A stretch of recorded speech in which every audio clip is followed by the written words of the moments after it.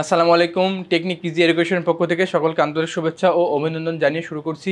আমি মনিরুল ইসলাম চলে আসলাম তোমাদের অর্থাৎ নবম দশম শ্রেণী এবং যারা 2026 সালে মানবিক বিভাগ থেকে এসএসসি পরীক্ষায় অংশগ্রহণ করবা তাদের জন্য আমি মূলত তোমাদের এখন নবম অধ্যায় নিয়ে আলোচনা করতেছি। নবম অধ্যায় এখন আমি তোমাদেরকে টাইপ 3 পড়াবো। দেখো নবম অধ্যায় কি টাইপ 3। দেখো টাইপ 3 দেখো টাইপ 3-এর যে প্রথম কোশ্চেনটা দেখো বলছে ফরাইজি আন্দোলনের প্রতিষ্ঠাকে, বলছে ফরাইজি আন্দোলনের প্রতিষ্ঠাকে। দেখো বলছে ফরাইজি আন্দোলনের প্রতিষ্ঠাকে তিতুমির, দুদু মিয়া, হাজী শরীয়তুল্লাহ। দেখো আমরা জানি ফরাইজি আন্দোলনের প্রতিষ্ঠা হচ্ছে হাজী শরীয়তুল্লাহকে, হাজী শরীয়তুল্লাহ হচ্ছে কি ফরাইজি আন্দোলনের প্রতিষ্ঠাতা, ঠিক আছে।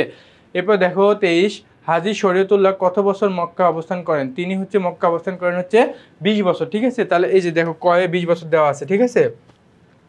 এবার 24 নম্বর বলছে ফরাইজি আন্দোলন প্রথম শুরু হয় কোন আন্দোলন হিসেবে? বলছে ফরাইজি আন্দোলন প্রথমে শুরু হয় কি আন্দোলন হিসেবে?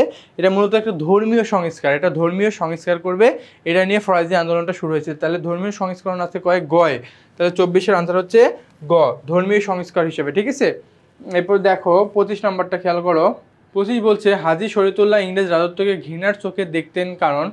25 নম্বর বলছে হাজী শরীয়তুল্লাহ ইংরেজ রাজত্ব কি ঘৃণার চোখে দেখতেন কারণ দেশ দখলকারী জন্য, আধিপত্য বিস্তারকারী, স্বাধীনতা হরণকারী, না কি প্রজা নির্যাতনকারী। কেন হাজী শরীয়তুল্লাহ ইংরেজের রাজত্বকে ঘৃণার চোখে দেখতেন কারণ তারা প্রজাদেরকে নির্যাতন করতো। কি করতো? প্রজাদেরকে নির্যাতন করতো। তাহলে আনসার হচ্ছে 4, আনসার কি 4, ঠিক আছে। এরপরে 26 নম্বর দেখো।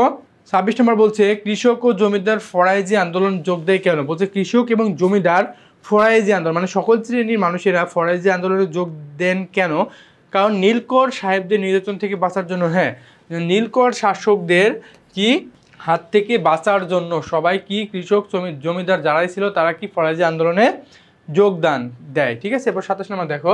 27 বলছে কে লাঠিয়াল বাহিনী গঠন করেছিল? দেখো 27 বলছে কে লাঠিয়াল বাহিনী গঠন করেছিল? আমরা জানি লাঠিয়াল বাহিনী গঠন করেছে হচ্ছে হাজী শরীয়তুল্লাহ, কে হাজী শরীয়তুল্লাহ, ঠিক আছে। এরপর 28 নম্বর দেখো দুদু মিয়ার আসল নাম কি? দুদু মিয়া দেখো 28 নম্বর বলছে দুদু মিয়ার আসল নাম কি? দেখো মোহাম্মদ জালালউদ্দিন, মোহাম্মদ নাসিরউদ্দিন, মোহাম্মদ কুতুবউদ্দিন, না মোহাম্মদ মহসিন উদ্দিন আহমেদ। দুদু মিয়ার আসল নাম হচ্ছে 28-এর গ। দুদু মিয়ার আসল নাম কি?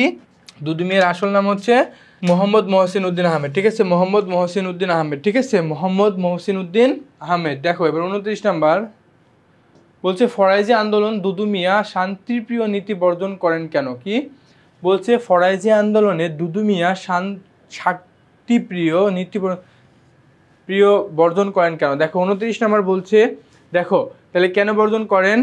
রাজনৈতিক গতিধারা গভীরভাবে পর্যবেক্ষণ করার জন্য, ইংরেজ সরকার তার অনুসারীদের অবাধ চলাফেরা বাধার সৃষ্টি করায়, না নীলকরদের অত্যাচারের বিরুদ্ধে প্রতিরোধ করার জন্য? হ্যাঁ দেখো এটা মূলত নীলকরদের অত্যাচারের বিরুদ্ধে প্রতিরোধ করার জন্য, ঠিক আছে। এরপর 30 নম্বর দেখো।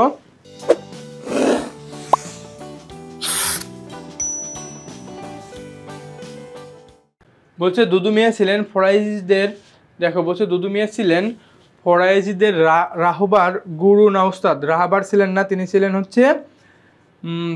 হচ্ছে গুরু এবং উস্তাদ। দুদু মিয়া ছিলেন হচ্ছে ফরাইজি আন্দোলন গুরু এবং উস্তাদ। তাহলে 1 ও 3 সরি 2 ও 3, তাহলে 2 ও 3 কোথায় আছে? দেখো গয়ে 2 ও 3, ঠিক আছে।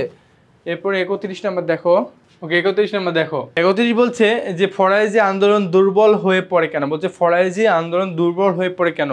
দুদু মিয়ার মৃত্যুর পর। হ্যাঁ দুদু মিয়ার মৃত্যুর পরে ফরাইজি আন্দোলনটা দুর্বল হয়ে যায় এবং যোগ্য নেতার অভাবে। হ্যাঁ তার মৃত্যুর অভাবে, তার মৃত্যুর ফলে কি একটা যোগ্য নেতার অভাব হয়ে পড়ে, জন্য তাহলে 2 হচ্ছে।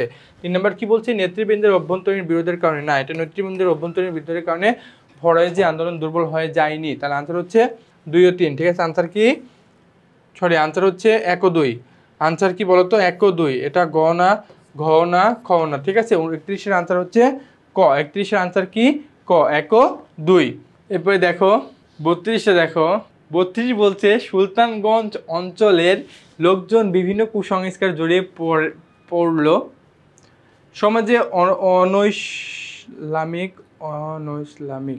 বলছে সুলতানগঞ্জ, একটু কারেকশন হবে দেখো, সুলতানগঞ্জ অঞ্চলের লোকজন বিভিন্ন কুসংস্কারে জড়িয়ে পড়লো হবে এখানে কি? জড়িয়ে পড়লো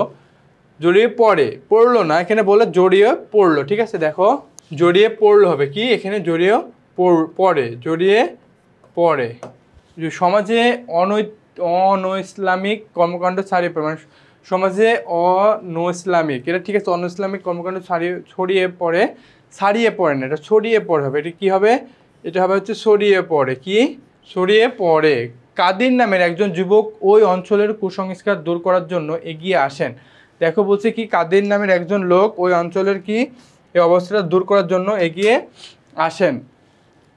এখন প্রশ্ন হচ্ছে, কোন ব্যক্তির জীবনের শিক্ষা লাগিয়ে কাদের কুসংস্কার মুক্ত সমাজ গঠনে এগিয়ে আসেন?